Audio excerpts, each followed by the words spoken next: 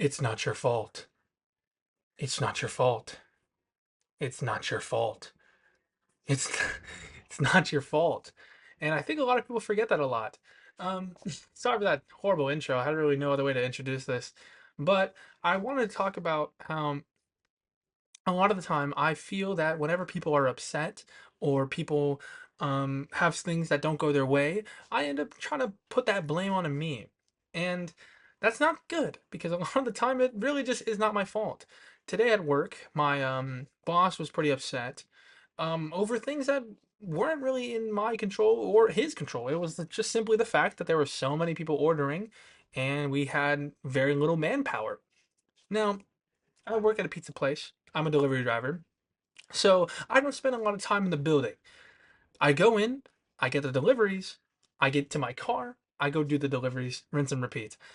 So I'm not very like involved with any of the antics that go on in the pizza making process. So when I go in and I notice my boss's attitude has shifted, I understand that it's not my fault. It literally cannot be my fault because I wasn't there, right?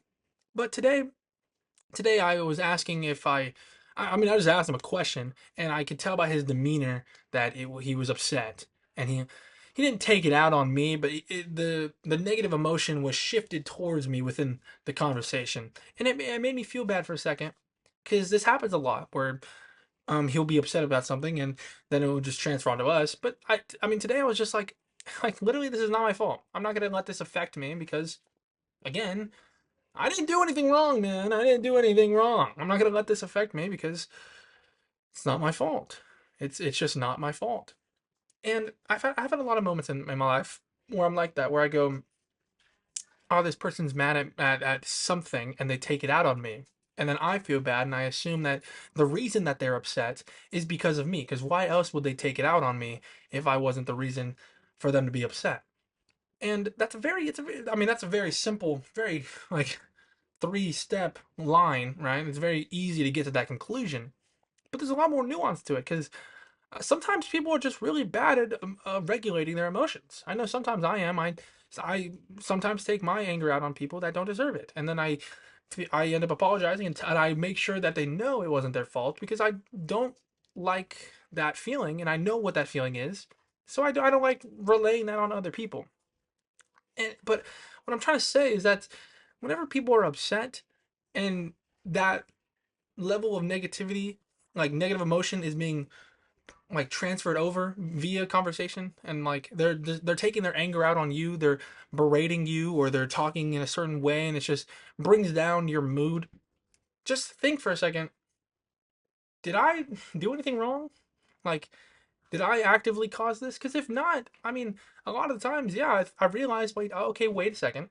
No, I'm not in the wrong here. I'm just trying to do my job in the best of my ability. I'm not gonna let this affect me. I'm gonna just keep going on my way, and I'm gonna keep myself happy.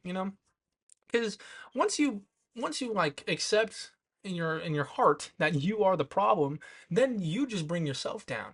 You know, whether or not they are taking their anger out on you, and they either if it is your fault or not, letting it affect you is totally your choice. You totally can just choose to not let it affect you and to keep going on and into like a positive like direction. Like today I just said, I didn't say it to him because he's my boss, but I was like, this is not my fault. Him being upset is unrelated to what I'm doing. It's unrelated to everything I need to be doing.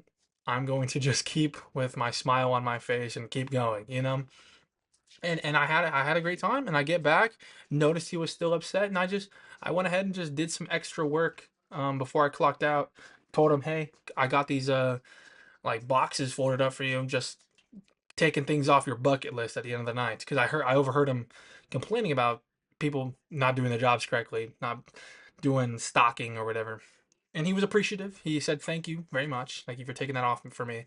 And that was the interaction. Very simple.